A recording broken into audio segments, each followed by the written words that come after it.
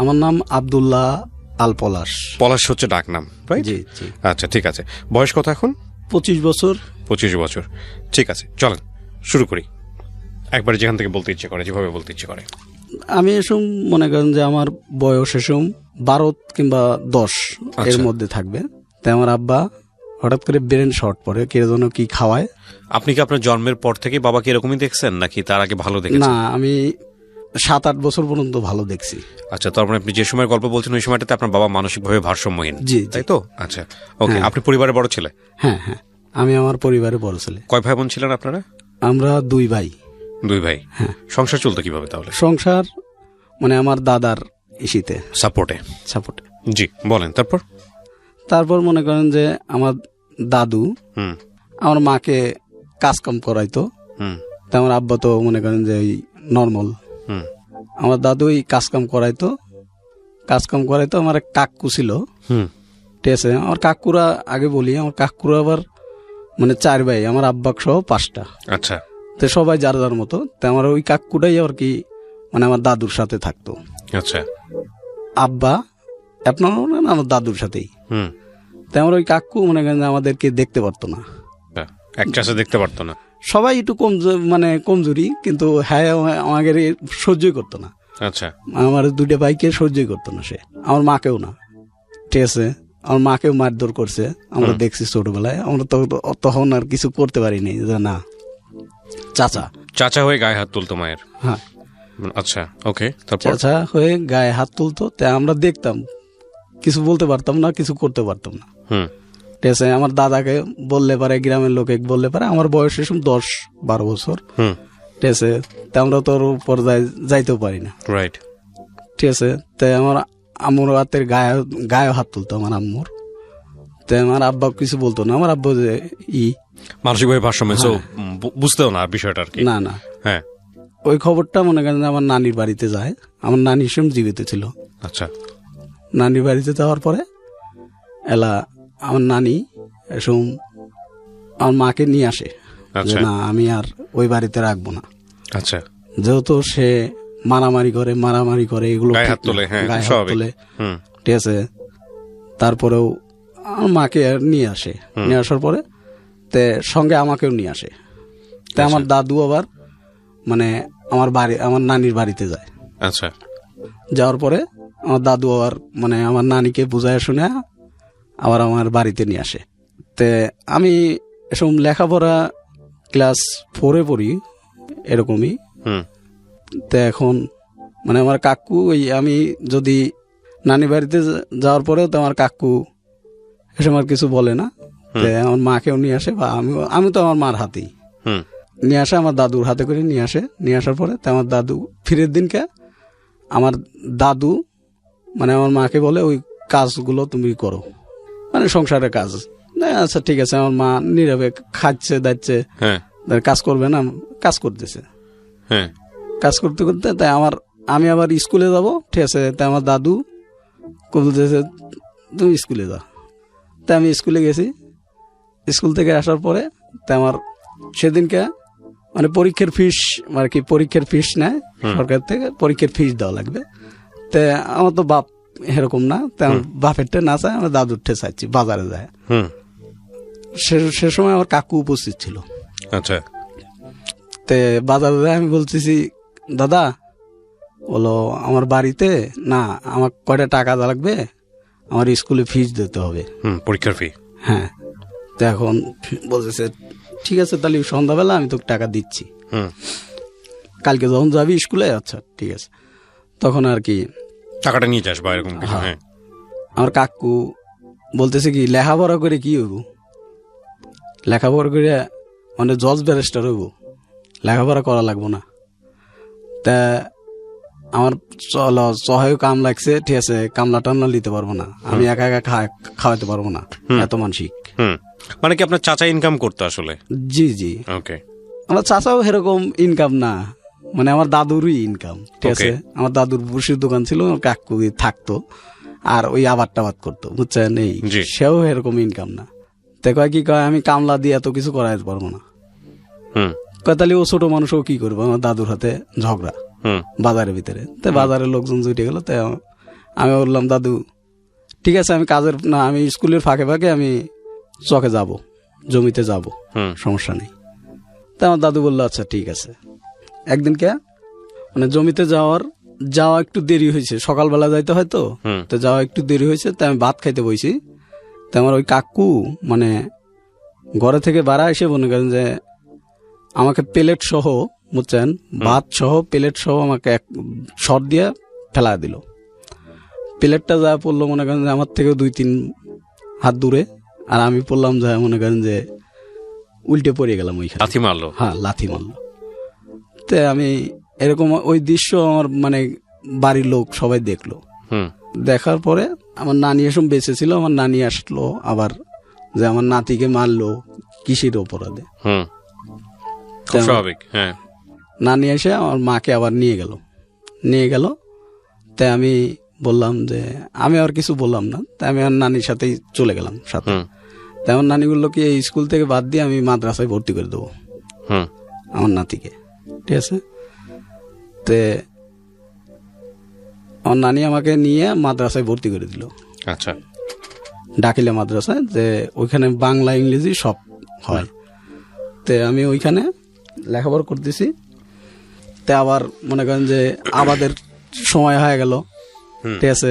তা আমার কাকু আর মানে ওই আমার মাক নিয়ে আসার জন্য আবার মানে করলো, তার বাপের কাছে বলছে হয়তো বা, তার বাপ আইসে। তা আমার নানি বললো না আমি আর যাইতে দেবো না, এরকম মারধর করলে আমি আর যাইতে দেবো না। আমার এক মেয়ে আমি পালতে পারবো, আমারও 4টে মেয়ে আছে, 4টে মেয়েই আল্লাহ তুলি পারে খারাপ জায়গা দিইনি, কিন্তু এইটাই একটু খারাপ জায়গা। তাও এটা খারাপ জায়গা না, এটাও ভালো জায়গা দিছিলাম, কিন্তু কর্মবশতে এটা কপাল খারাপ হয়ে গেছে এরকম। যাক, সমস্যা নাই, আমি এক মেয়ে আমি পালতে পারবো। তো আমার নানা আগের যুগের মনে করেন যে ব্যাংকে চাকরি করতো, ব্যাংকের সোনালী ব্যাংকের মানে ম্যানেজার ছিল, সে এককালীন টাকা পেতো। তো আমার নানি আবার ভয় পাইতো না, ঠিক আছে। কত আমারই কত টাকা, আমি ব্যাংকে যদি হাত দিই আমারও ধনের টাকা বাড়বে, আমার নানি বলতো, ঠিক আছে, সরকারের থেকে আমাকে টাকা দিবে। তো এখন আমি মাদ্রাসায় থেকে আমার নানি খরচ চালাইতো। তো ইতিমধ্যে মনে করেন যে আমার দাদু গেল, আমার দাদু এই কথা বলে দিল। তো আমার নানি আর আসতে দিল না আমাদের। আচ্ছা, আসতে দিল না। পরে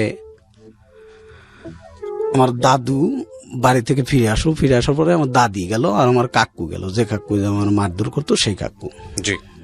যাওয়ার পরে তাই আমার মানে মাক যা বলতেছে, যাওয়া হবার হয়েছে, ঠিক আছে, এখনো কাজ কাম লাগিয়েছে, ঠিক আছে, তাই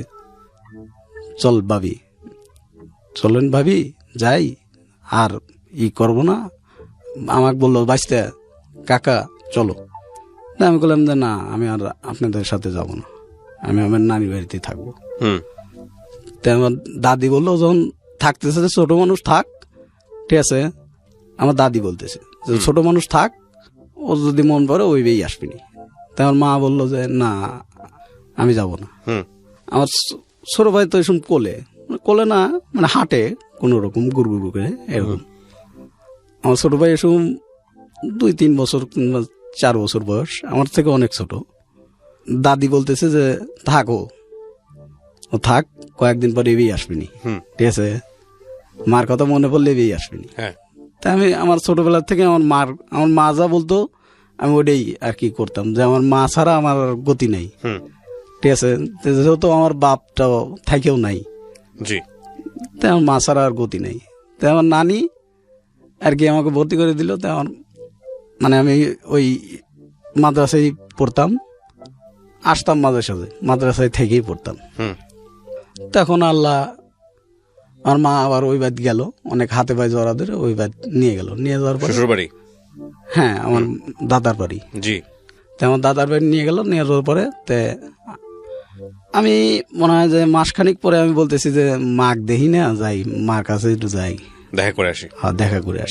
দেখা করতে গেছি, আমি বাড়িতে গেছি। বাড়িতে যাওয়ার পরে আমার কাকু বলতেছে কি যে যদি যায় ঠিক আছে তাহলে একবারে যাইতে হবে, ঠিক আছে। ও আইসে আর ওকে এখানেই আবার ওই স্কুলে ভর্তি করে দেবো, পড়লে পড়বো ঠিক আছে, কাজ কাম করতে হবে। তারপরে আর কি আমাকে আর যাইতে দিব না। তাই আমি কই আমার মাদ্রাসায় কি আর যাইতেই হবে, ঠিক আছে। তো এক পর্যায়ে আমার কাকু মনে করেন যে আমার উপরে মারধার, তুই যদি যাইস সব নিয়ে একবারে যা পারা। আচ্ছা। তো আমার দাদু আবার মানে ওরকমই কাজ কাম করি না দেয়, মানে মাদ্রাসায় থাকি দেখে, ঠিক আছে, আমার দাদু আমার দেখে পার না আগের মতো। তারপরে আর কি আমি বললাম আচ্ছা ঠিক আছে, তাহলে আমি কয়েকদিন পরে মাদ্রাসাতে একবারে আসতেছি। আচ্ছা, একবারে চলে আসবো। হ্যাঁ, তাই মাদ্রাসাতে আসছি, আসার পরে এই স্কুলে ভর্তি হবো, আর আমাকে ভর্তি করে দিবি না, টাকা লাগবে দেখে স্কুলে ভর্তি করে দিবে না। ভর্তি করে দেবে না। তাই আমি অনেকবার চেষ্টা করলাম যে নিজে নিজে দিয়ে ভর্তি হওয়া যায় নাকি। তাই আমার আম্মু ধারে ধারে যায়, মানে স্কুলের স্যার করে যায় রিকোয়েস্ট করে। তাই আমি বললাম যে ঠিক আছে, তাহলে আমি ক্লাস 3-তে ভর্তি হই। আবার 3-তে ভর্তি হইলাম। তারপরে আমার ছোট ভাই আবার একটু মানে জ্বর হইলো। তা আমার মামা ছিল আর পাবনা। তা আমার মামা আমার বললো কি যে এক ভাই এখানে থাক, আর আমি ওই ছোটডাক নিয়ে, ঠিক আছে, পাবনা নিয়ে যাবো, হাফেজের লেখাপড়া করাবো। আচ্ছা, কোথাও ওদের কোনো খরচ লাগবে না। তার ছোট মামা বাড়িতে এসে, ঠিক আছে, মাইজেনটা ছোটটার আর কি বড়টা বাড়িতে এসে আমার ছোট ভাইকে নিয়ে গেল।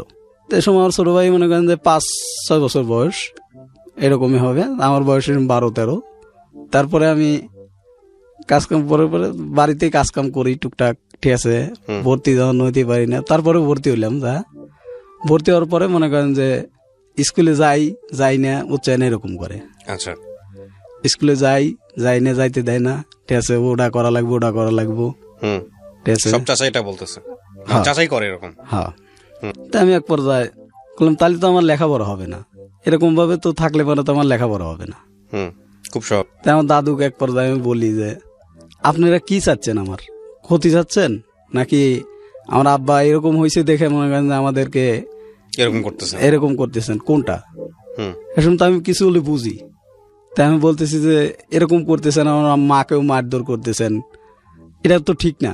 একদিন আমরা বড় হব না, আর আপনারা বুড়ো হবেন না, খুব স্বাভাবিক। তখন কিন্তু এই প্রতিশোধগুলো তো এখন কিন্তু মনে থাকবে।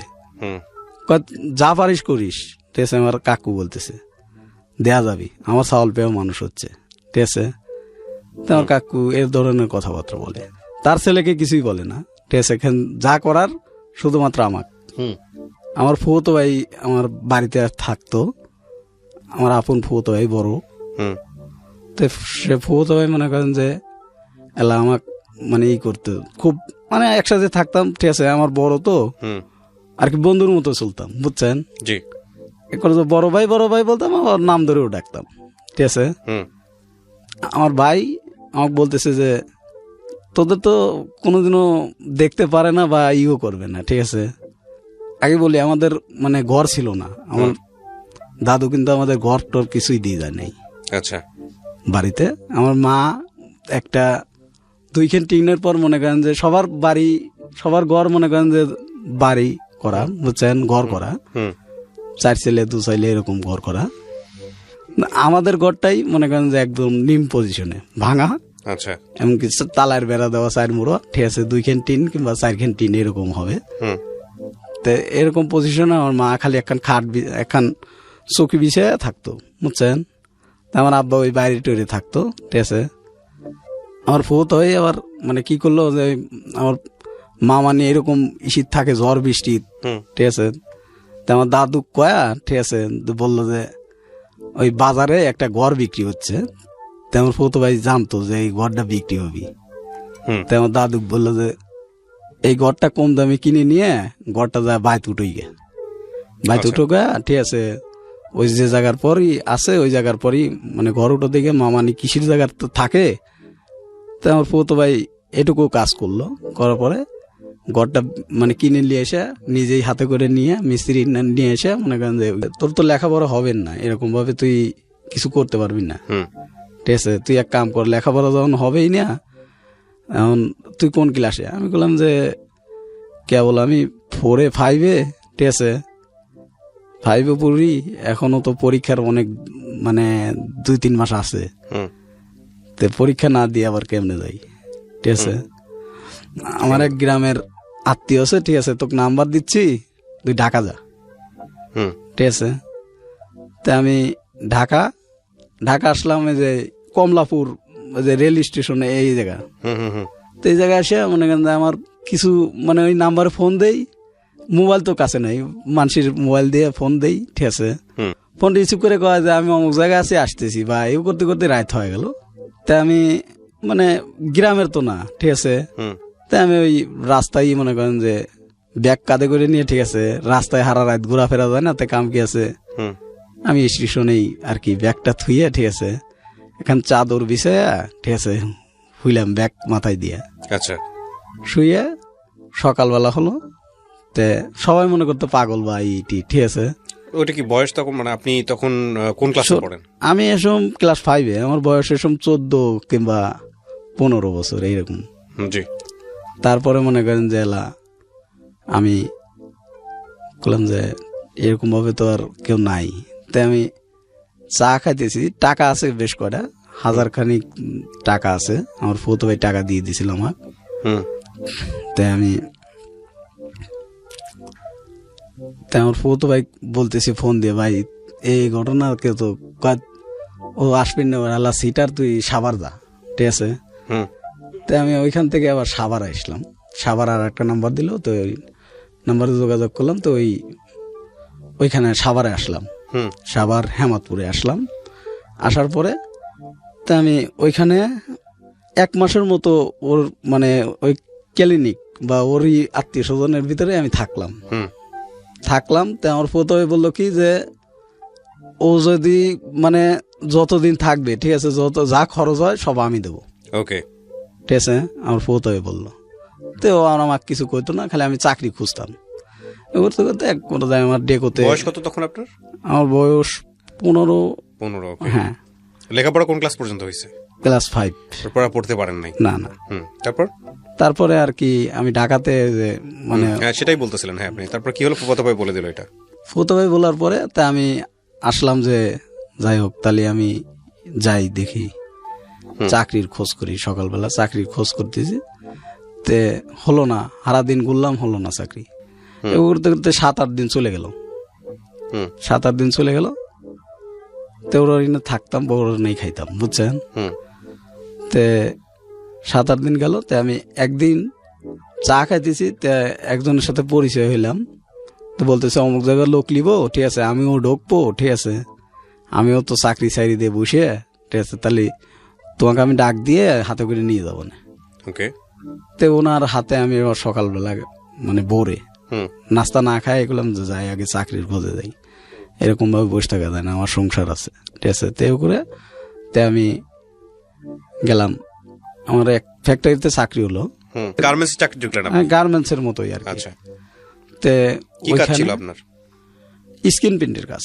ওই তো গার্মেন্টস আর কি। হ্যাঁ, তারপর তো ওইখানে মনে করেন যে কাজ মানে 1 দিন 2 দিন কাজ করার পরে তে আমাকে বললো যে ঠিক আছে, তাহলে থাক, বুঝবে কাজ কাম। তা আমার বেতন ধরলো 5,000 টাকা। শুনতো বেতন কম ছিল, 5,000 টাকা মনে করেন যে ওই বেতনেই চাকরি করতাম। মানে এখানে 2,000 টাকা 3,000 টাকা খরচ করে, ঠিক আছে, আর বাড়িতে সব টাকা পাঠিয়ে দিতাম আমার মার দ্বারে। আচ্ছা, এইখানে মনে করেন যে 2-3 মাস যা খাইছি 1 মাসের মতো, ঠিক আছে, এদেরও বিল হয়ে গেল মনে করেন যে 2-3 হাজার টাকা। আমার ফুতো ভাই বললো যে টাকাটা দিয়ে দিস, ঠিক আছে। তো বললাম আচ্ছা ঠিক আছে, তো আমি পরের মাসে বেতন তুলে এই টাকাটা দিয়ে দেবো না। ওকে। তো এর মধ্যে আমার মা বাড়িতে থাকতো, আমি মাঝে মধ্যে টাকা পাঠাতাম, আমার দাদু আবার ওই টাকা দিয়ে হয় না, দে আমার দাদু কয় কি কয় যাচ্ছে, আমার কাকু আবার কয় কি কয় যে ছেলে আসিল, ছেলে মানে খেদায়া দিল, ঠিক আছে, এখন ওই খাইবে দিবি কিনা, ঠিক আছে, এদের কাজ কাম নাই, এরা মানে বিক্রি করে খাই গিয়ে মাকে ঘাড় ধরে বাইর করে দেবো। তাই আমার ফুতো ভাই বললো কি পলাশ যে তুই একটু বাড়িতে আয়। তাই আমি বাড়িতে গেলাম, বাড়িতে যাওয়ার পরে তাই আমি শুনতেছি যে আমাদের ঘাড় ধরে বাইর করে দেবো, হ্যান ত্যান। গ্রামের লোক মানে বাধা দিল যে একটা এতিমি ওরা, আর বাবা তখনও অসুস্থ মানসিকভাবে। হ্যাঁ, এতিমি, এদেরকে ঘাড় ধরে বের করে দেওয়া যা, ঠিক আছে, একটা গ্রামের মান সম্মান আছে, ঠিক আছে।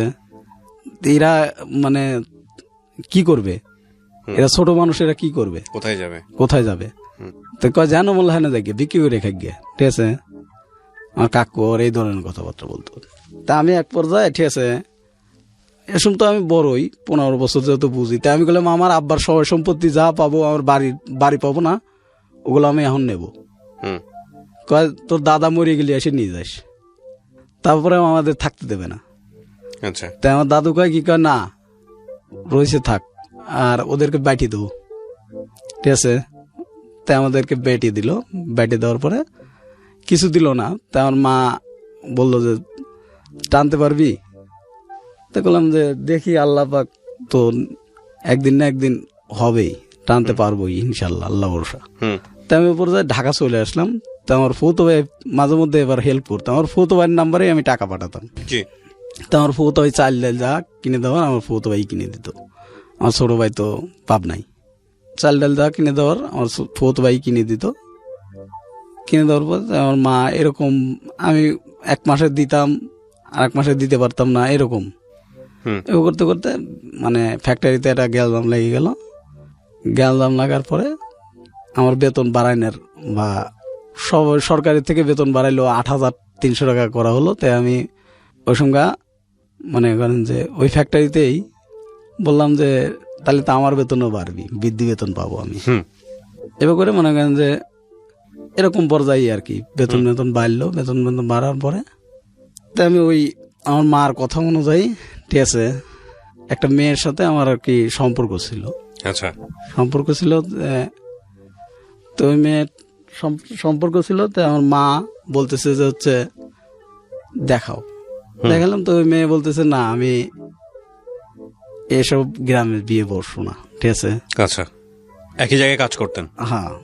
তো আর একটা মেয়ে, ও মেয়েটাও মনে করেন যে গরিবই, আমাদের বাড়ির কাছের বা আমাদের 1 থানা পরে, বুঝছেন, তাদের বাড়ি। তো ওই মেয়েটা চাকরির খোঁজে আসছে। তে আমি আমার সাথে আবার ওই আমার যে ম্যানেজার ছিল, ম্যানেজারের বাড়ি ওই মানে আমাদের ওই ডিস্ট্রিক্টেই, বুঝছেন। তো ম্যানেজার দেশি করতো। তো আমি ওই মেয়েটাকে বললাম যে ঠিক আছে, তাই আমার ম্যানেজারে বললে ঠিক আছে, আমি চাকরি আপনি করেই বলতাম এসব। দেখি আমি ম্যানেজারে বলে আপনি একটা চাকরি ব্যবস্থা করে দেবো না যান। তে কয় ভাই আমার উপকার হবে আপনি দিলে, ঠিক আছে। বললাম আচ্ছা ঠিক আছে যান। তে চাকরি দিলাম, মানে ম্যানেজারে বলে, ঠিক আছে। বললাম আমার গ্রামের লোক, ঠিক আছে, আমার পাশের থানার বাড়ি, ঠিক আছে, তা আমরা মানে একই জেলারই লোক, ঠিক আছে। তাহলে আমি তো মানে এদেরকে যদি চাকরি দেন তাহলে আমার একটা বাড়বে বা গ্রামের লোক, ঠিক আছে। তো করতে করতে ওই মেয়ের সাথে আমার সম্পর্ক হলো। তো আমার মা আমার মাকে আমি বললাম যে মা এই ঘটনা, ঠিক আছে, মেয়েটা তো আমার সাথে বিয়ে বসতে চাচ্ছে, ঠিক আছে। তখন মা বললো ঠিক আছে তুমি নিয়ে আসো একদিন। তে আমার মা দেখে পছন্দ করলো যে না ঠিক আছে চলবে, ঠিক আছে। দেখার পরে তো আমার ফুফুতো ভাই দেখে মেখে, ঠিক আছে, বললো যে ঠিক আছে তাহলে আমরা দেখাই। আমার চাচা আমাদের মারধর করতে, হ্যাঁ চাচাও দেখলো। দেখার পরে বলতেছে ঠিক আছে তাহলে। এ সময় আমার বয়স 20 কিংবা 20 বছরই এরকমই, বুঝছেন। করোনার আর কি চলে আসলো, ঠিক আছে। করোনার ধাক্কা চলে গেল 20-21 বছর। 20 বছরে আপনার সংসারে তেমন অর্থ নাই, করি নাই, না। আপনি এই সময় বিয়ে সাথে চিন্তা ভাবনা করতেছেন। আপনার মা তখনও মানুষের বাড়িতেই থাকে বলা চলে, নাকি ভেঙে সব আলাদা করে দিছে? আলাদা করে দিছে। তখন আপনার মাকে আপনি দেখেন? হ্যাঁ। আচ্ছা। তারপরে মানে মা আবার মানে বললো যে বাবা তখন কই? বাবা বাড়িতেই, আপনাদের সাথে? হ্যাঁ। আচ্ছা। আমার দাদুর ওখানে থাকতো বা ইসির ওখানে থাকতো, বুঝছেন, আমাদের ওইখানে থাকতো। আপনার ছোট ভাই বোন গুলো? আমার ছোট ভাই তো পাবনা। না, তখন কি করতেছে? কোনো কাজের মধ্যে আছে না পড়াশোনা? না, পড়াশোনার ভিতরে। পড়াশোনা। তারপর আপনি কি বিয়ে করলেন 20 বছর বয়সে? 20 বছর বয়সে আমি আর কি বিয়ে করলেন? হ্যাঁ, বিয়ে করলাম। তো বিয়ে দিল আপনার সঙ্গে? মানে মেয়ের পরিবার দেখলো? মেয়ের পরিবার তো নাই, মেয়ের পরিবার মানে ওরকম টাইপের না। আচ্ছা ঠিক আছে। তারপর? তো মেয়ের পরিবার বলতে কি একটা মা ছিল, ঠিক আছে, এই তাছাড়া আর কিছু আচ্ছা, বিয়ে দিল আপনার সাথে, হ্যাঁ আলহামদুলিল্লাহ। তারপর বিয়ের পরে তা আমি আমার মা ওই সিদ্ধান্ত করে, ঠিক আছে, বিয়ে করালো মানে আমি বিয়ে করলাম। বিয়ে করার পরে মেয়েটা আমার সাথে 1 বছর আর কি ভালো। ইতিমধ্যে আমার মা বলতেছে যে হচ্ছে তোর বউকে বাইত পাঠা, আমি তো অসুস্থ, জ্বর, আমি তো রান্না বান্না করে পারি না, তোর বউকে বাইত পাঠা। তা আমার বউ বললো যে ঠিক আছে, তাহলে আমার তো অসুস্থ, বাদ যাই আমি। ওকে। এইখানে মানে আমি জানতাম না, মানে আমার বন্ধুর থেকে কথা শোনা যে এইখানে আর একটা ছেলের সাথে ওর মানে কথাবার্তা চলতো, ঠিক আছে, মোবাইলে। তা আমি অতটা করিনি, আমি কইছি না, করতে পারে হয়তো বা ভাইবেরা দ্বারা হতেই পারে, স্বাভাবিক। তা আমি অতটা করিনি, গ্রাহ্য করিনি। গ্রাহ্য না করে তাই আমি বলতেছি যে ঠিক আছে, তাহলে তুমি বাদ যাও আপাতত, ঠিক আছে, আমার মা অসুস্থ, বাদ গেল, বাদ যা 7-8 দিন কিংবা 15-20 দিন আর কি থাকলো। থাকার পরে তা আবার আসলো, আসে গার্মেন্টসে আবার জব নিল। জব নেওয়ার পরে তাই আমার গার্মেন্টসে আমি এক ফ্যাক্টরি, তো ও এক ফ্যাক্টরি, ঠিক আছে। আচ্ছা। তো এখন ওইখানে ওর সাথে আর কি ওই ছেলেটার সাথে যোগাযোগ, তা আমি অতটা করিনি। আমি কইছি যে না, ভাই বেরাদার হতেই পারে, স্বাভাবিক। তো আমার বন্ধু বান্ধব খালি আমাকে টাইম হতো, কে রে ওইটা কিটা, কলম ওটা কিটা, মানে তো তোর বউর হাতে এসে কথাবার্তা বলে, ঠিক আছে, ওটা কিটা। তা আমি কই যে ওটা কিটা, হয়তো ওর ভাইটাই। তা আমি মানে খুবই করতাম না। তো একদিনকে আমি হাতে নতো দেখলাম যে, চোখে দেখলাম যে আসলেও সত্য। তা আমি আমার বড় দিকে যে আচ্ছা তুমি কি এগুলো ঠিক করতেছো বলো? তো বলতেছে না, এটা আমার চাস্তো ভাই, ঠিক আছে, আমি তোমাকে ছাড়ি কোনোদিনও যাবো না, আচ্ছা, এরকম তুমি ভাবেও না, আর আমাকে সন্দেহ করো না। তাই আমি বললাম, আমি যদি সন্দেহ করতাম তাহলে তোমাকে ওই আমার বন্ধু বান্ধবের পরের থেকে আমি তোমাকে সন্দেহ করতাম ভাই, এখন তো আর তোমাকে সন্দেহ করি না। আর তুমি যদি ভালো চাও আমার কাছে থাকবা, আর যদি তোমার ভালো না লাগে মানে আমাকে আগেই বলবা, তাই না, আমি তোমার সাথেই আছি, তুমি আমার মতোই, আমি তোমার সাথেই আছি। আচ্ছা ঠিক আছে। তো এখন আমি আর অতটা করি না, এবার করতে করতে সম্পর্ক বাড়ে ওদের সাথে, কমে না। তে কমে না। আমার বন্ধু বলতেছে দোস্ত কি করি, কত দিই, বাদ চলে দেখা। আমার বউরে আমি বললাম যে তুমি বাদ চলে যাবা, ঠিক আছে। তে এ বলার পরে ইতিমধ্যে আমার ওই যে অফিসে একটু মানে আমার ওই একটা ম্যানেজার ছিল, ম্যানেজারটা মনে করেন যে কারণ বসে চাকরি চলে যায়। তো চাকরি চলে যাওয়ার পরে তা আমাকে বলতেছে যে হচ্ছে পলাশ, ঠিক এতদিন আমি আসছিলাম, সব কিছুই দেখে শুনে রাখছি, অন্যায় করলে পারেও অতটা করি নেই, ঠিক আছে। আমাদের সবাইকে ডাক দিয়ে বলতেছে অন্যায় এক জায়গায় থাকতে গেলে অনেক কিছু হয়, সবাইকে ডাক দিয়ে বলতেছে। তা আমাকে পার্সোনালি বলতেছে পলাশ একটু দেখে শুনে থাকিস, তোর একটু বেশি মানে ভুল আছে। আচ্ছা ঠিক আছে স্যার, দোয়া করবেন, আপনি যখন যাচ্ছেন দোয়া করবেন আমার জন্য। মাসখানিক পরে আর একটা ম্যানেজার আসলো, আর একটা ম্যানেজার পরে মাসখানিকের মতো আর কি ভালো চাকরি করতেছি। চাকরি করার পরে তো আমার এক পর্যায়ে মানে ফলোয়ারে বুঝছেন একদিনকে অনেক পানি জমে গেল। কিসের থেকে যে পানি আসলো এটা বলতে পারলাম না, আমি নিজেও জানি না, ঠিক আছে। যেদিন পানি জমে গেছে, ঠিক আছে, আমি সেদিনকে 9টা বাজে অফিস থেকে বের হয়েছি, ঠিক আছে। আমার পরে অনেকজন কাজ করছে অফিসে। তখন তারা ডিসিশন করতেছে যে কোন কোন লোক, ঠিক আছে, দেখবো যে আমরা এত পানি জমে গেল, আমাদের উপরে চাপ আসছে উপর থেকে, ঠিক আছে, আমার এত টাকা ক্ষতি হলো। কোম্পানির ম্যানেজাররা বলতেছে এত ক্ষতি হলো, এগুলো কে করলো? নিশ্চয়ই আগের ম্যানেজারের কোনো তার উপরে করবে। তা আমরা জানতাম না যে তার উপরে বা করবে। তারা বলতেছে না, আমার কোনো এরকম পার্সোনাল কোনো লোক নাই। ওই মানুষজন জানতো যে এই ম্যানেজারের মনে করেন যে বাড়ির কাছের লোক বা গ্রামের লোক এই। আর একটা লোক ছিল হেকো।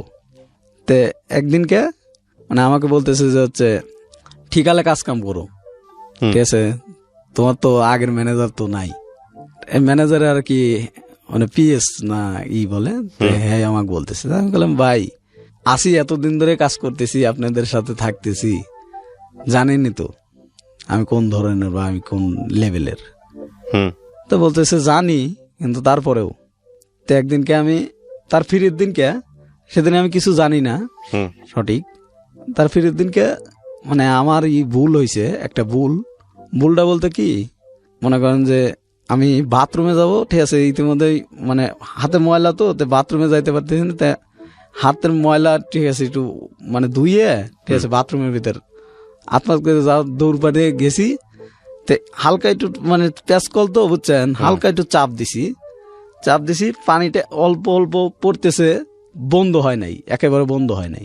হুম মনে করেন যে আমি বের হয়ে আসে, তা আমাকে বলতেছে যে হচ্ছে এই টিবল ছাড়ছে কিটা, পরে গেলাম যে মনে করেন যে চাকরি চলে যায়। হ্যাঁ, আমাকে বেঁধে রাখিয়ে কয় যে টাকা পয়সা দিয়ে দাও, এই আগের ম্যানেজারের লোক, আমি আগের থেকে সন্দেহ করছি। তা আমি বলতেছি স্যার, আমার যদি দোষ থাকতো তাহলে আমি আগেই স্বীকার করতাম, আর আপনারা যেভাবে কথাবার্তা বলতেছেন এভাবে কোনো কথাবার্তা হয় না, হুম ঠিক আছে। আমি ম্যানেজারের হুমকি, আর স্যার আমি তো যেদিনকে মনে করেন যে এই যে দুর্ঘটনা ঘটছে বা আমাদের ফ্যাক্টরিতে, আমি তো সেদিন 9টা বাজে গেছি, ঠিক আছে। আমার পরে কি কাজকাম করে নাই মানুষজন, আমার পরে কি কেউ ওয়াশরুমে যায় নাই, চাকরি চলে যাওয়ার পরে তা আমি বেকার হয়ে গেলাম।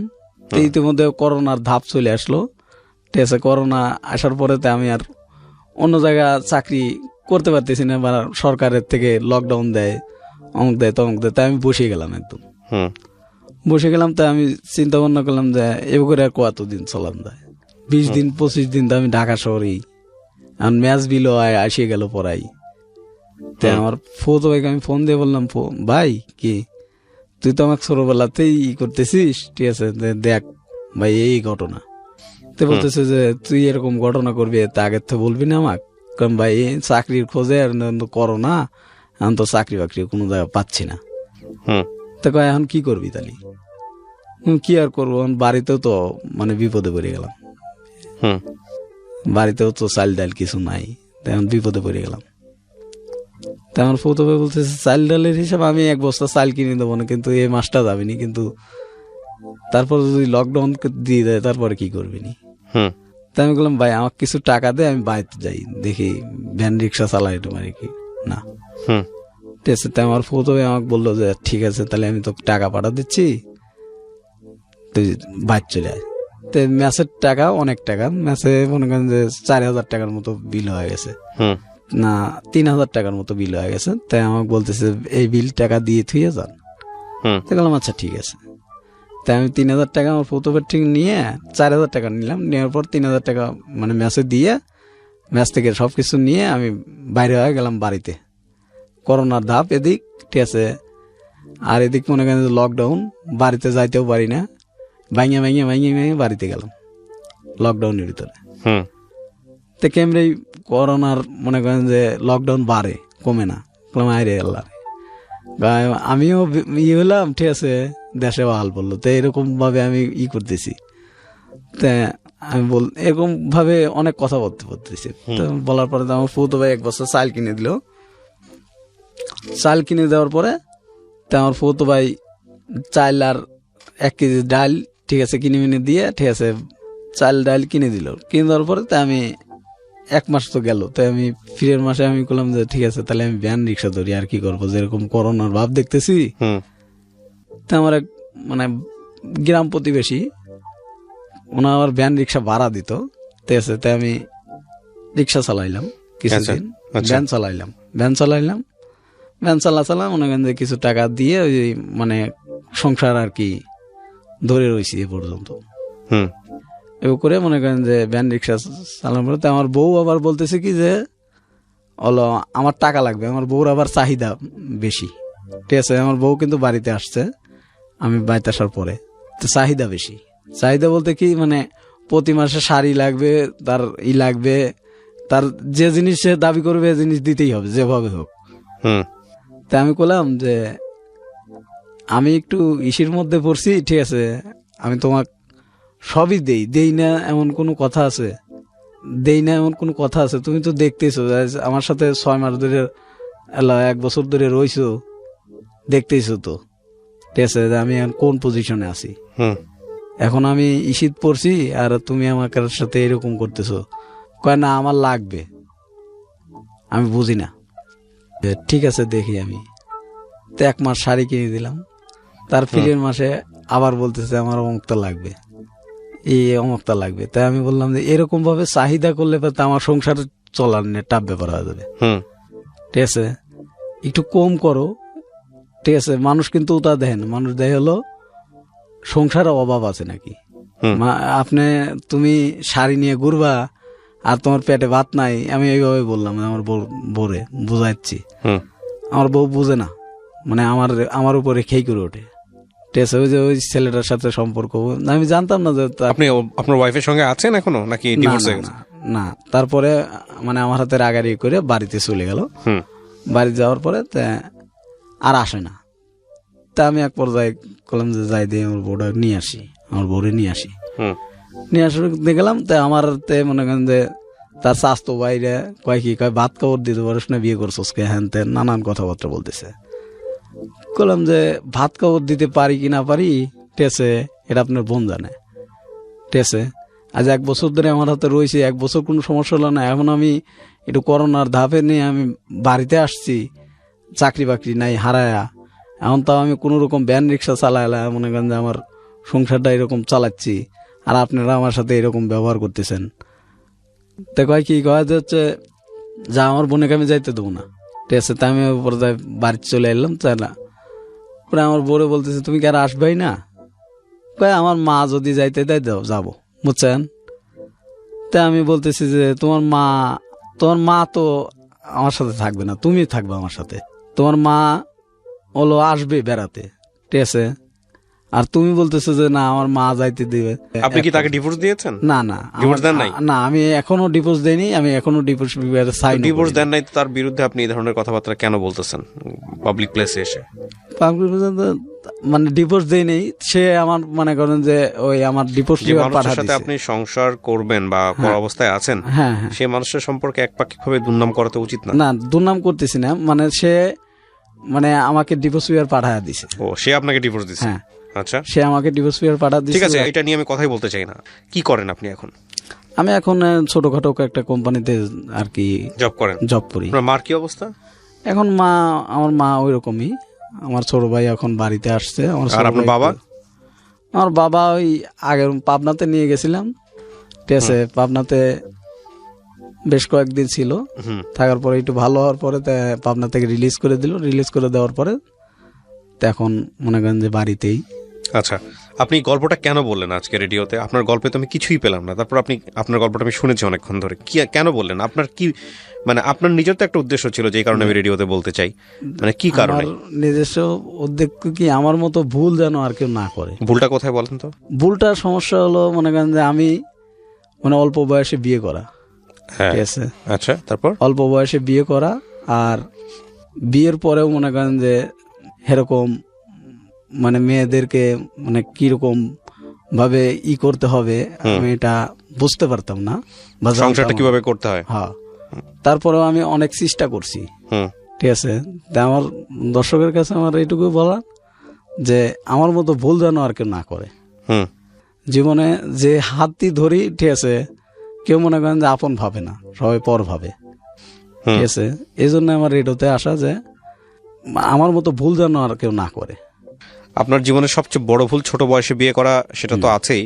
তার চেয়েও আমি মনে করি সবচেয়ে বড় ভুল হচ্ছে যে বাবা এবং মায়ের প্রতি আপনার যে দায়িত্ব পালন করার কথা ছিল, সেই দায়িত্বটা আপনি ঠিকমতো পালন করতে পারেন নাই। বড় ভাই হিসেবে আপনার উচিত ছিল, হ্যাঁ সংসার তো অবশ্যই করবেন আপনি, কিন্তু তার আগে নিজের বাবাকে সুস্থ করা, তার আগে নিজের পরিবারের জন্য ব্যবস্থা করা। এবং আপনার তো একটা বোন আছে বোধহয়, না? জি জি। কয়টা বোন? একটা। বোনের কি বিয়ে শাদী হয়েছে? না না। এই বোনের বিয়ে শাদীর ব্যবস্থা করা, এই বোনকে লেখাপড়া শেখানো, ভাইকে, এই দায়িত্বগুলো আপনার পালন করাটা আগে উচিত ছিল।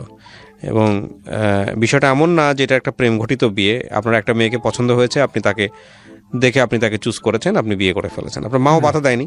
না না। কিন্তু এই আমার মনে হয় যে এখনো সময় চলে যায়নি, এখনো যথেষ্ট সময় আছে। আপনি চাইলে আপনার এই উপলব্ধি থেকে আপনি অনেক ভালো কাজ করতে পারেন, বিশেষ করে সংসারের জন্য। ঠিক আছে, কিন্তু নিজের পরিবারটা আগে ঠিক না করে বিয়ে সাথে যাওয়া কোনোভাবেই উচিত হয়নি, এটা আমি মনে করি। এই হচ্ছে বিষয়। আর আপনার বাবা যেসব প্রপার্টি পেয়েছিলেন আপনাদের পরিবার থেকে, সেসব প্রপার্টির কি অবস্থা, কি করেছেন এইসব? প্রপার্টি মানে বলতে তেমন কিছু নাই, ওই বাড়ি বিক্রি টিক্রি করে দেন নাই তো? না, বাড়ি আছে আর মনে করেন যে একটা জায়গা আছে আলাদা, সে জায়গার খুব একটা দাম নাই। ওই জায়গাও মনে করেন যে আমার কাকুর নামে, আমার ছোট কাকুর নামে। ঠিক আছে, সমস্যা নেই, আপনি বিক্রি করেন না, এটা হচ্ছে বড় কথা। ওকে, প্রিয় দর্শক এবং শ্রোতা, আজকের এই গল্পে আসলে পুরোটুকু সময় যদি আপনি খুব মনোযোগ দিয়ে শোনেন তাহলে খুব একটা আসলে আপস অ্যান্ড ডাউন বা কোনো কিছুই আসলে তেমন একটা নেই। তবে এটা ঠিক যে যদি আপনি নিতে চান তাহলে বলবো যে এরকম ঘটনা আমাদের গ্রামীণ সমাজে একেবারে নিম্নবিত্ত পরিবারের ক্ষেত্রে অনেক সময়ই ঘটে। যেই সন্তান বাবার এত খারাপ অবস্থা দেখলো, মায়ের এত খারাপ অবস্থা দেখলো, আমি মনে করি তাদের মাদ্রাসায় পড়তাম, আসতাম মাদ্রাসায় থেকেই পড়তাম। তখন আল্লাহ, আমার মা আবার ওই বাদ গেল, অনেক হাতে পায়ে জড়া ধরে ওই বাদ নিয়ে গেল। নিয়ে যাওয়ার পর শ্বশুর বাড়ি, হ্যাঁ আমার দাদার বাড়ি, জি, আমার দাদার বাড়ি নিয়ে গেল। নিয়ে যাওয়ার পরে আমি মনে হয় যে মাসখানিক পরে আমি বলতেছি যে মাক দেখি না, যাই মার কাছে একটু যাই, দেখা করে আসি। হ্যাঁ, দেখা করে আসি। দেখা করতে গেছি, আমি বাড়িতে গেছি। বাড়িতে যাওয়ার পরে আমার কাকু বলতেছে কি যে যদি যায় ঠিক আছে তাহলে একবারে যাইতে হবে, ঠিক আছে। ও আইসে আর ওকে এখানেই আবার ওই স্কুলে ভর্তি করে দেবো, পড়লে পড়বো, ঠিক আছে, কাজ কাম করতে হবে, তারপরে আর কি আমাকে আর যাইতে দিব না। তাই আমি মাদ্রাসায় যাইতেই হবে, ঠিক আছে। এক পর্যায়ে আমার কাকু মনে করেন যে আমার উপরে মারধার, তুই যদি যাস সব নিয়ে একবারে যা বাড়া। আচ্ছা, আমার দাদু আবার মানে ওরকমই কাজ কাম করি না দেখে, মানে মাদ্রাসায় থাকি দেখে, ঠিক আছে, আমার দাদু আমার দেখে পার না আগের মতো। তারপরে আর কি আমি বললাম আচ্ছা ঠিক আছে, তাহলে আমি কয়েকদিন পরে আমি মাদ্রাসাতে একবারে আসতেছি। আচ্ছা, একবারে চলে আসবো। হ্যাঁ, মাদ্রাসাতে আসছি, আসার পরে এই স্কুলে ভর্তি হবো আর আমাকে ভর্তি করে দিবি না, টাকা লাগবে দেখে স্কুলে ভর্তি করে দিবে না, ভর্তি করে দেবে না। তাই আমি অনেকবার চেষ্টা করলাম যে নিজে দেই ভর্তি হওয়া যায় নাকি। তাই আমার আম্মু ধারে ধারে যায়, মানে স্কুলের স্যার করে যায় রিকোয়েস্ট করে। তাই আমি বললাম যে ঠিক আছে, তাহলে আমি ক্লাস 3-তে ভর্তি হই। আবার 3-তে ভর্তি হইলাম। তারপরে আমার ছোট ভাই আবার একটু মানে জ্বর হইলো। তা আমার মামা ছিল আর পাবনা। আমার মামা আমার বললো কি যে এক ভাই এখানে থাক আর আমি ওই ছোট ডাক নিয়ে, ঠিক আছে, পাবনা নিয়ে যাবো, হাফেজের লেখাপড়া করাবো। আচ্ছা, তোদের কোনো খরচ খরচ লাগবে না। তার ছোট মামা বাড়িতে এসে, ঠিক আছে, মাইজেনটা ছোটটার আর কি বড়টা বাড়িতে এসে আমার ছোট ভাইকে নিয়ে গেল। তো এই সময় আমার ছোট ভাই মনে করেন যে 5-6 বছর বয়স এরকমই হবে, আমার বয়স 12-13। তারপরে আমি কাজকাম পরে বাড়িতেই কাজকাম করি টুকটাক, ঠিক আছে। ভর্তি যখন হইতে পারি না, তারপরে ভর্তি হইলাম। ভর্তি হওয়ার পরে মনে করেন যে স্কুলে যাই না, উচ্চায়ন এরকম করে। আচ্ছা, স্কুলে যাই না, যাইতে দেয় না, ঠিক আছে, ওটা করা লাগবো, ঠিক আছে, সব চাচাই এটা বলতেছে, চাচাই করে এরকম। হ্যাঁ, তাই আমি এক পর্যায়ে বললাম তাহলে তো আমার লেখাপড়া হবে না, এরকম ভাবে তো থাকলে পরে তো আমার লেখাপড়া হবে না। খুব সব। তাই আমার দাদুকে এক পর্যায়ে আমি বলি যে আপনারা কি চাচ্ছেন, আমার ক্ষতি চাচ্ছেন নাকি আমার আব্বা এরকম হয়েছে দেখে মনে করেন যে আমাদেরকে এরকম করতেছেন, কোনটা? এখন তো আমি কিছু বলে বুঝি। তাই আমি বলতেছি যে এরকম করতেছেন, আমার মাকেও মারধর করতেছেন, এটা তো ঠিক না। একদিন আমরা বড় হব না আর আপনারা বুড়ো হবেন না, খুব স্বাভাবিক। তখন কিন্তু এই প্রতিশোধগুলো তো এখন কিন্তু মনে থাকবে। যা পারিস করিস, ঠিক আছে। আমার কাকু বলতেছে দেয়া যাবি, আমার চাউল পেয়েও মানুষ হচ্ছে, ঠিক আছে। আমার কাকু এর ধরনের কথাবার্তা বলে, তার ছেলেকে কিছুই বলে না, ঠিক আছে। যা করার শুধুমাত্র আমার ফুফুতো ভাই আমার বাড়িতে থাকতো, আমার আপন ফুফুতো ভাই বড়। তো সে ফুফুতো ভাই মনে করেন যে এলা আমার মানে ই করতে খুব, মানে একসাথে থাকতাম, ঠিক আছে। আমার বড় তো আর কি বন্ধুর মতো চলতাম, বুঝছেন। বড় ভাই বলতাম, আমার নাম ধরেও ডাকতাম, ঠিক আছে। আমার ভাই আমাকে বলতেছে যে তোদের তো কোনোদিনও দেখতে পারে না বা ইও করবে না, ঠিক আছে। আগে বলি আমাদের মানে ঘর ছিল না, আমার দাদু কিন্তু আমাদের ঘর টর কিছুই দিয়ে যায় নাই। আচ্ছা, বাড়িতে আমার মা একটা 2খান টিনের পর মনে করেন যে সবার ঘর মনে করেন যে বাড়ি করা, বুঝছেন, ঘর করা। 4 ছেলে 2 ছেলে এরকম ঘর করা। আমাদের ঘরটাই মনে করেন যে একদম নিম পজিশনে ভাঙা, আচ্ছা, এমনকি তালার বেড়া দেওয়া 4 মুড়ো, ঠিক আছে, 2 খান টিন কিংবা 4 খান টিন এরকম হবে। তো এরকম পজিশনে আমার মা খালি একখান চৌকি বিছিয়ে থাকতো, বুঝছেন। আমার আব্বা ওই বাইরে টইরে থাকতো, ঠিক আছে। আমার ফুত হয়ে আবার মানে কি করলো যে আমার মা মানে এরকম ইসির থাকে ঝড় বৃষ্টি, ঠিক আছে। তো আমার দাদু কয়া, ঠিক আছে, বললো যে ওই বাজারে একটা ঘর বিক্রি হচ্ছে। তো আমার ফুত ভাই জানতো যে এই ঘরটা বিক্রি হবি। তো আমার দাদু বললো যে এই ঘরটা কম দামে কিনে নিয়ে ঘরটা যায় বাইত উঠে গে, বাইত উঠো গা, ঠিক আছে। ওই যে জায়গার পরই আছে, ওই জায়গার পরই মানে ঘর উঠো দিকে মামানি কৃষির জায়গার তো থাকে।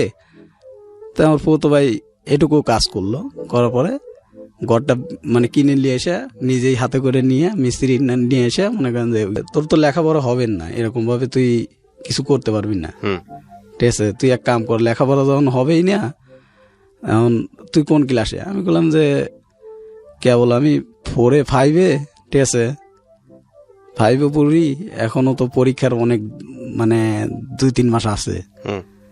তো পরীক্ষা না দিয়ে আবার কেমনে যাই, ঠিক আছে। আমার এক গ্রামের আত্মীয় আছে, ঠিক আছে, তোকে নাম্বার দিচ্ছি, তুই ঢাকা যা, ঠিক আছে। তো আমি ঢাকা আসলাম, এই যে কমলাপুর যে রেল স্টেশনে এই জায়গা। তো এই জায়গায় এসে মনে করেন যে আমার কিছু মানে ওই নাম্বারে ফোন দেই, মোবাইল তো কাছে নাই, মানুষের মোবাইল দিয়ে ফোন দেই, ঠিক আছে। ফোন রিসিভ করে কয় যে আমি অমুক জায়গায় আছি, আসতেছি, বা এই করতে করতে রাত হয়ে গেল। তা আমি মানে গ্রামের তো না, ঠিক আছে। তাই আমি ওই রাস্তায় মনে করেন যে ব্যাগ কাঁধে করে নিয়ে, ঠিক আছে, রাস্তায় হারা রাত ঘোরাফেরা যায় না, তাই কাম কি আছে, আমি স্টেশনেই আর কি ব্যাগটা থুইয়ে, ঠিক আছে, এখান চাদর বিছাইয়া, ঠিক আছে, হুইলাম ব্যাগ মাথায় দিয়ে, আচ্ছা, শুয়ে সকালবেলা হলো। তে সবাই মনে করতো পাগল বা ইটি, ঠিক আছে। ওটা কি বয়স তখন, মানে আপনি তখন কোন ক্লাসে পড়েন? আমি এসম ক্লাস 5, আমার বয়স এসম 14 কিংবা 15 বছর এইরকম। জি। তারপরে মনে করেন যে এলা আমি বললাম যে এরকম ভাবে তো আর কেউ নাই। তাই আমি চা খাইতেছি, টাকা আছে বেশ কয়টা, 1000 খানিক টাকা আছে, আমার ফুতো ভাই টাকা দিয়ে দিছিল আমার। তাই আমার ফুতো ভাই বলতেছি ফোন দিয়ে, ভাই এই ঘটনা কে তো ও আসবেন না, আল্লাহ সিটার, তুই সাভার যা, ঠিক আছে। তাই আমি ওইখান থেকে আবার সাভার আসলাম, সাভার আর একটা নাম্বার দিল, তো ওই নাম্বারে যোগাযোগ করলাম, তো ওইখানে সাভারে আসলাম, সাভার হেমাদপুরে আসলাম। আসার পরে তা আমি ওইখানে 1 মাসের মতো ওর মানে ওই ক্লিনিক বা ওরই আত্মীয় স্বজনের ভিতরে আমি থাকলাম। তো আমার প্রথমে বললো কি যে ও যদি মানে যতদিন থাকবে, ঠিক আছে, যত যা খরচ হয় সব আমি দেবো, ওকে, ঠিক আছে, আমার প্রথমে বললো। তো ও আমাকে কিছু কইতো না, খালি আমি চাকরি খুঁজতাম। করতে করতে এক কোনো যায় আমার ডেকোতে। বয়স কত তখন আপনার? আমার বয়স 15। হ্যাঁ। লেখাপড়া কোন ক্লাস পর্যন্ত হয়েছে? ক্লাস 5। পড়া পড়তে পারেন নাই? না না। তারপরে আর কি আমি ঢাকাতে মানে সেটাই বলতেছিলেন। হ্যাঁ, আপনি তারপর কি হলো? ফুফাতো ভাই বলে দিল এটা। ফুফাতো ভাই বলার পরে তা আমি আসলাম যে যাই হোক তাহলে আমি যাই দেখি, চাকরির খোঁজ করি। সকালবেলা চাকরির খোঁজ করতেছি, তে হলো না, সারা দিন ঘুরলাম, হলো না চাকরি। করতে করতে 7-8 দিন চলে গেল। 7-8 দিন চলে গেল, তো ওরা থাকতাম, বড় নেই খাইতাম, বুঝছেন। তে 7-8 দিন গেল, তে আমি একদিন চা খাইতেছি, তে একজনের সাথে পরিচয় হইলাম। তো বলতেছে অমুক জায়গায় লোক লিব, ঠিক আছে, আমিও ঢুকবো, ঠিক আছে, আমিও তো চাকরি চাকরি দিয়ে বসে, ঠিক আছে, তাহলে তোমাকে আমি ডাক দিয়ে হাতে করে নিয়ে যাবো না। তো ওনার হাতে আমি সকালবেলা মানে ভোরে নাস্তা না খাই এগুলাম যে যাই আগে চাকরির খোঁজে যাই, এরকম ভাবে বসে থাকা যায় না, আমার সংসার আছে, ঠিক আছে। তে করে তে আমি গেলাম, আমার এক ফ্যাক্টরিতে চাকরি হলো, গার্মেন্টস এর মতোই আর কি। স্ক্রিন প্রিন্টের কাজ, ওই তো গার্মেন্টস আর কি। হ্যাঁ, তারপর তো ওইখানে মনে করেন যে কাজ মানে 1 দিন 2 দিন কাজ করার পরে তা আমাকে বললো যে ঠিক আছে তাহলে থাক, বুঝবে কাজ কাম। তা আমার বেতন ধরলো 5,000 টাকা। শুনতো বেতন কম ছিল, 5,000 টাকা মনে করেন যে ওই বেতনেই চাকরি করতাম। মানে এখানে 2,000 টাকা 3,000 টাকা খরচ করে, ঠিক আছে, আর বাড়িতে সব টাকা পাঠায় দিতাম আমার মার দ্বারে। আচ্ছা, এইখানে মনে করেন যে 2-3 মাস যা খাইছি 1 মাসের মতো, ঠিক আছে, এদেরও বিল হয়ে গেল মনে করেন যে 2-3 হাজার টাকা। আমার ফুতো ভাই বললো যে টাকাটা দিয়ে দিস, ঠিক আছে। তো বললাম আচ্ছা ঠিক আছে, তো আমি পরের মাসে বেতন তুলে এই টাকাটা দিয়ে দেবো না। ওকে। তো এর মধ্যে আমার মা বাড়িতে থাকতো, আমি মাঝে মধ্যে টাকা পাঠাতাম, আমার দাদু আবার ওই টাকা দিয়ে হয় না দে, আমার দাদু কয় কি কয় যাচ্ছে, আমার কাকু আবার কয় কি কয় যে ছেলে আসিল, ছেলে মানে খেদায়া দিল, ঠিক আছে, এখন ওই খাইবে দিবি কিনা, ঠিক আছে, এদের কাজ কাম নাই, এরা মানে বিক্রি করে খাই গিয়ে মাকে ঘাড় ধরে বাইর করে দেবো। তাই আমার ফুতো ভাই বললো কি পলাশ যে তুই একটু বাড়িতে আয়। তাই আমি বাড়িতে গেলাম। বাড়িতে যাওয়ার পরে তাই আমি শুনতেছি যে আমাদের ঘাড় ধরে বাইর করে দেবো হ্যান ত্যান।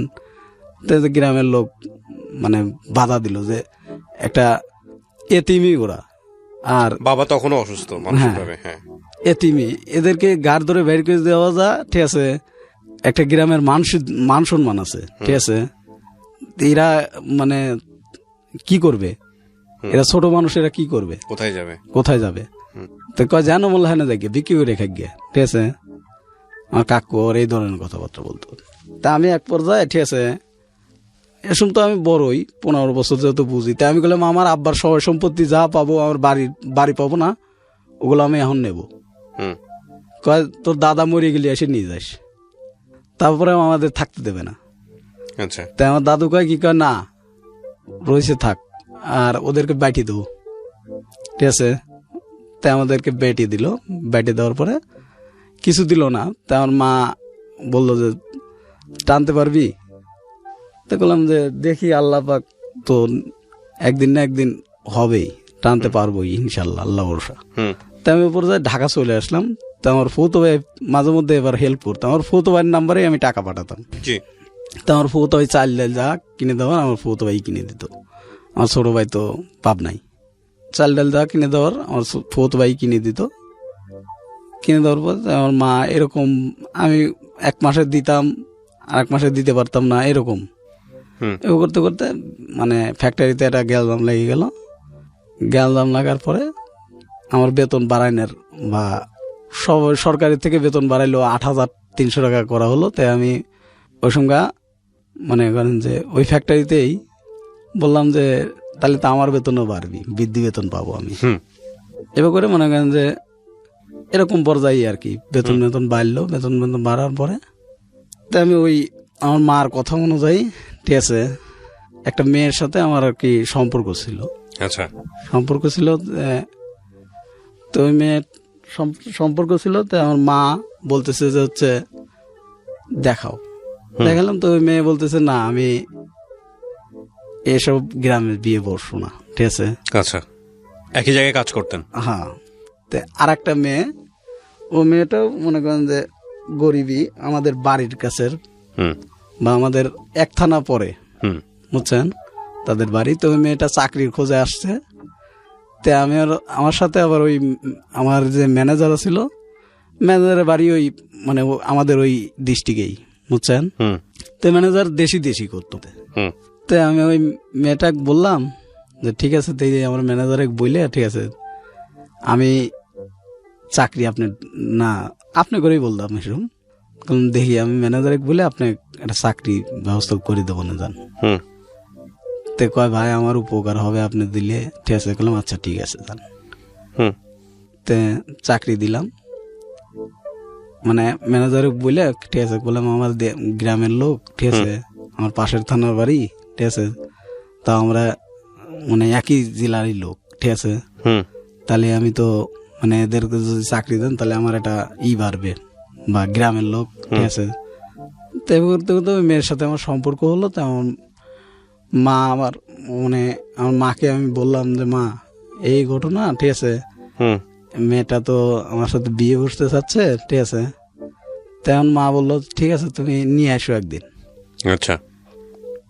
তে আমার মা দেখে পছন্দ করলো যে না ঠিক আছে চলবে, ঠিক আছে। দেখার পরে তো আমার ফুফুতো ভাই দেখে মেখে ঠিক আছে বললো যে ঠিক আছে তাহলে আমরা দেখাই। আমার চাচা, যে চাচা আমাদের মারধর করতে, সে চাচাও দেখলো, দেখার পরে বলতেছে ঠিক আছে তাহলে। এ সময় আমার বয়স 20 কিংবা 20 বছরই এরকমই, বুঝছেন। করোনার আর কি চলে আসলো, ঠিক আছে। করোনার ধাক্কা চলে এলো 20-21 বছর। 20 বছরে আপনার সংসারে তেমন অর্থ নাই, করি নাই, না না, আপনি এই সময় বিয়ের সাথে চিন্তা ভাবনা করতেছেন। আপনার মা তখনও মানুষের বাড়িতেই থাকে বলা চলে, নাকি ভেঙে সব আলাদা করে দিছে? আলাদা করে দিছে, আলাদা করে দিছে। হ্যাঁ। তখন আপনার মাকে আপনি দেখেন? হ্যাঁ হ্যাঁ। আচ্ছা, তারপরে মানে মা আবার মানে বললো যে বাবা তখন কই? আমার বাবা বাড়িতেই, আপনাদের সাথে? হ্যাঁ হ্যাঁ। আচ্ছা, আমার দাদুর ওখানে থাকতো বা ইসির ওখানে থাকতো, বুঝছেন, আমাদের ওইখানে থাকতো। আপনার ছোট ভাই বোন গুলো? আমার ছোট ভাই তো পাবনা। না, তখন কি করতেছে? কোনো কাজের মধ্যে আছে না পড়াশোনা? না, পড়াশোনার ভিতরে। পড়াশোনা। তারপর আপনি কি বিয়ে করলেন 20 বছর বয়সে? 20 বছর বয়সে আমি আর কি বিয়ে করলেন? হ্যাঁ, বিয়ে করলাম। তে বিয়ে দিল আপনার সঙ্গে? মানে মেয়ের পরিবার দেখলো? মেয়ের পরিবার তো নাই, মেয়ের পরিবার মানে ওরকম টাইপের না। আচ্ছা, ঠিক আছে। তারপর তো মেয়ের পরিবার বলতে কি একটা মা ছিল, ঠিক আছে, এই তাছাড়া আর কিছু।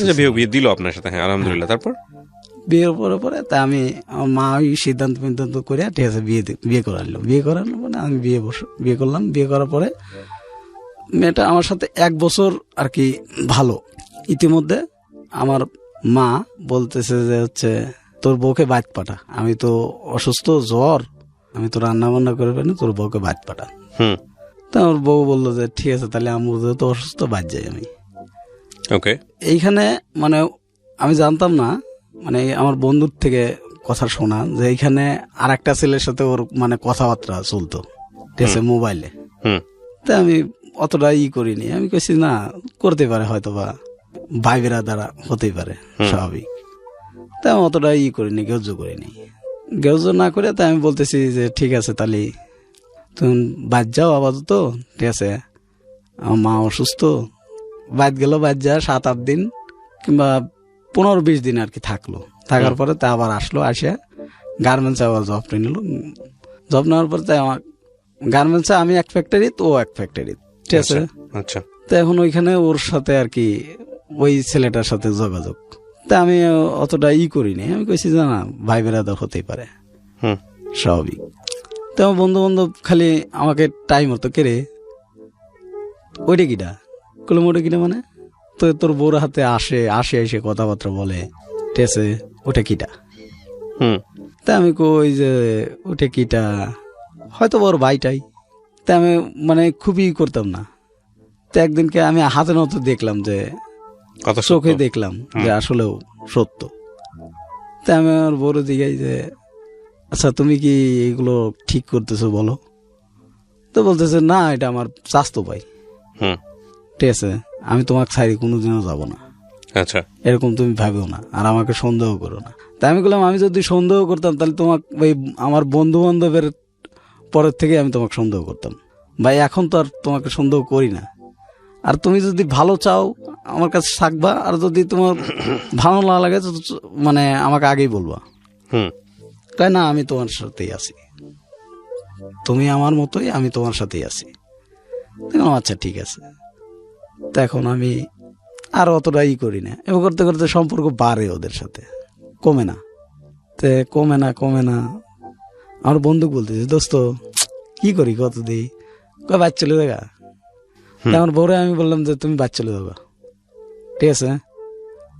তে এ বলার পরে ইতিমধ্যে আমার ওই যে অফিসে একটু মানে আমার ওই একটা ম্যানেজার ছিল, ম্যানেজারটা মনে করেন যে কারণ বসে চাকরি চলে যায়। চাকরি চলে যাওয়ার পরে তা আমাকে বলতেছে যে হচ্ছে পলাশ, ঠিক এতদিন আমি আসিলাম সব কিছুই দেখে শুনে রাখছি, অন্যায় করলে পারেও অতটা করি নেই, ঠিক আছে।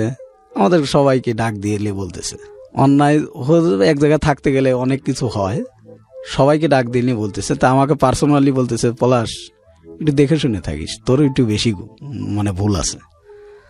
আচ্ছা ঠিক আছে স্যার, দোয়া করবেন, আপনি যখন যাচ্ছেন দোয়া করবেন আমার জন্য। মাসখানিকের পরে আর একটা ম্যানেজার আসলো, আর একটা ম্যানেজার পরে মাসখানিকের মতো আর কি ভালো, হুম চাকরি করতেছি। চাকরি করার পরে তো আমার এক পর্যায়ে মানে ফলোয়ারে বুঝছেন একদিনকে হুম অনেক পানি জমে গেল। কিসের থেকে যে পানি আসলো এটা বলতে পারলাম না, আমি নিজেও জানি না। ঠিক আছে, হুম যেদিন পানি জমে গেছে, ঠিক আছে, আমি সেদিনকে 9টা বাজে অফিস থেকে বের হয়েছি। আচ্ছা। ঠিক আছে, আমার পরে অনেকজন কাজ করছে অফিসে। হুম তখন তারা ডিসিশন করতেছে যে কোন কোন লোক, ঠিক আছে, দেখবো যে আমরা এত পানি জমে গেল, আমাদের উপরে চাপ আসছে উপর থেকে, হুম ঠিক আছে, আমার এত টাকা ক্ষতি হলো। কোম্পানির ম্যানেজাররা বলতেছে এত ক্ষতি হলো, এগুলো কে করলো? হুম নিশ্চয়ই আগের ম্যানেজারের কোনো তার উপরে করবে। তা আমরা জানতাম না যে তার উপরে বা করবে। তা তারা বলতেছে না, আমার কোনো এরকম পার্সোনাল কোনো লোক নাই। হুম ওই মানুষজন জানতো যে এই ম্যানেজারের মনে করেন যে বাড়ির কাছের লোক বা গ্রামের লোক এই। হুম আর একটা লোক ছিল হেকো। তে একদিনকে মানে আমাকে বলতেছে যে হচ্ছে ঠিকালে কাজ কাম করো, ঠিক আছে, তোমার তো আগের ম্যানেজার তো নাই।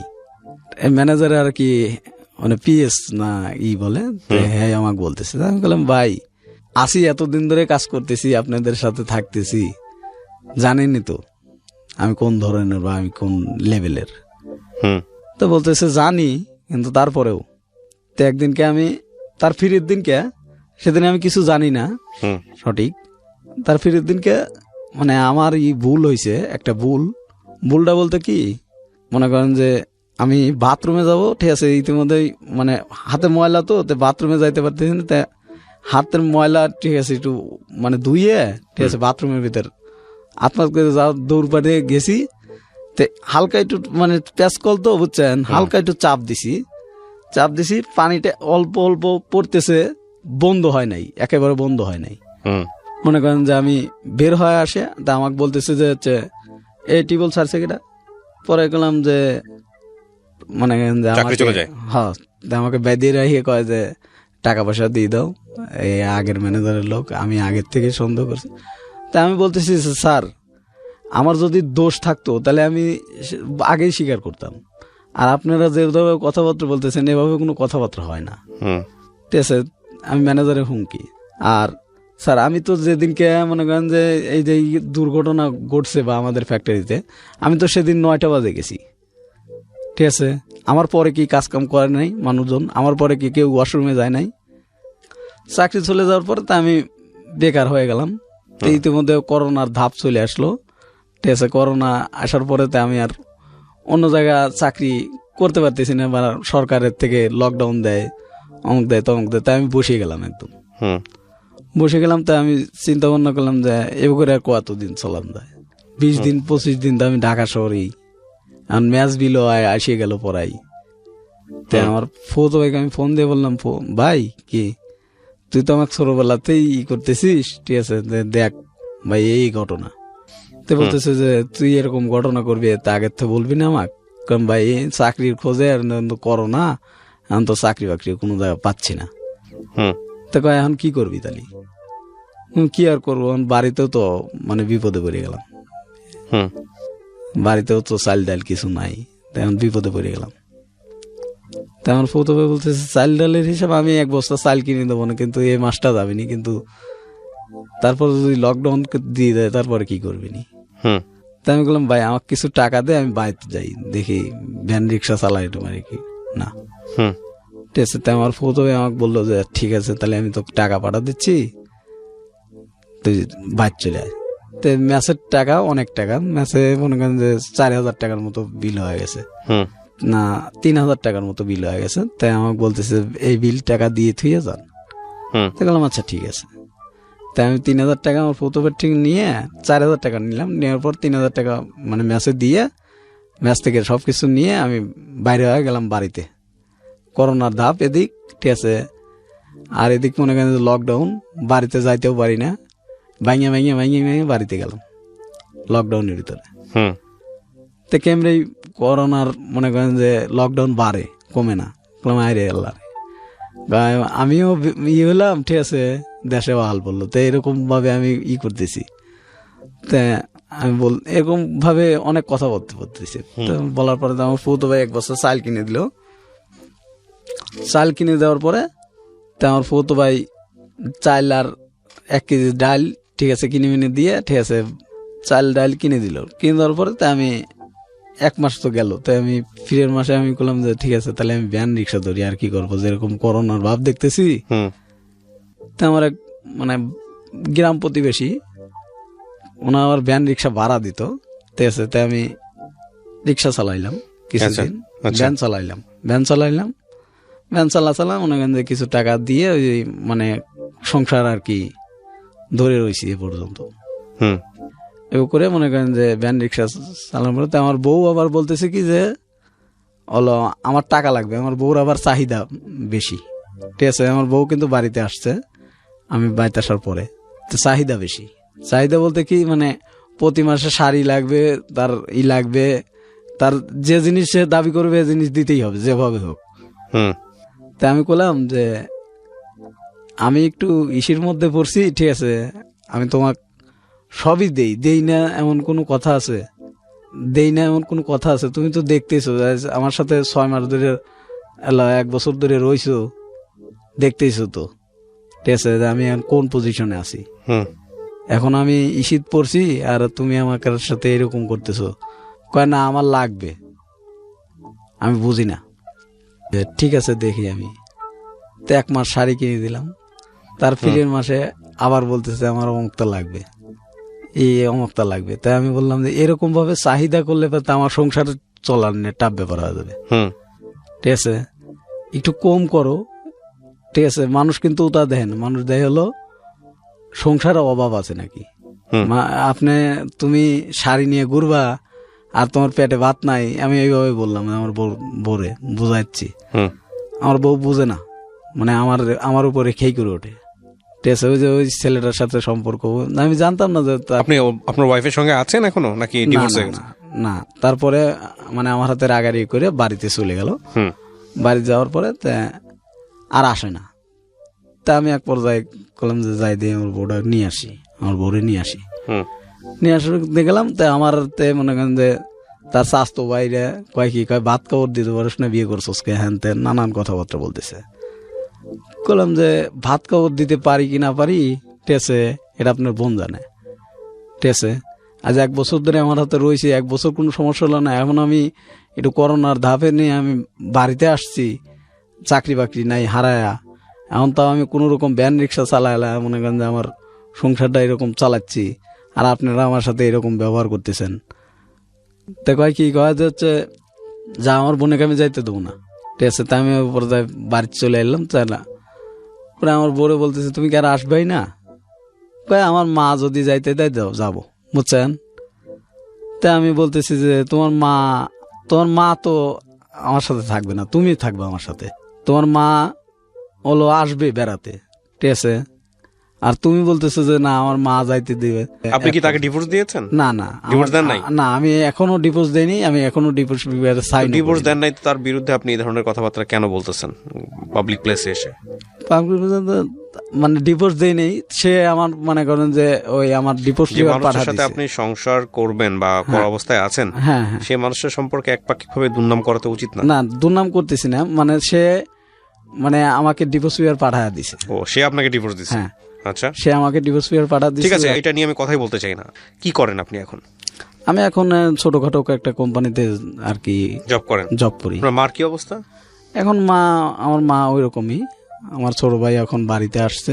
আর আপনার বাবা? আমার বাবা ওই আগের পাবনাতে নিয়ে গেছিলাম, ঠিক আছে, পাবনাতে বেশ কয়েকদিন ছিল, থাকার পরে একটু ভালো হওয়ার পরে পাবনা থেকে রিলিজ করে দিল, রিলিজ করে দেওয়ার পরে এখন মনে করেন যে বাড়িতেই।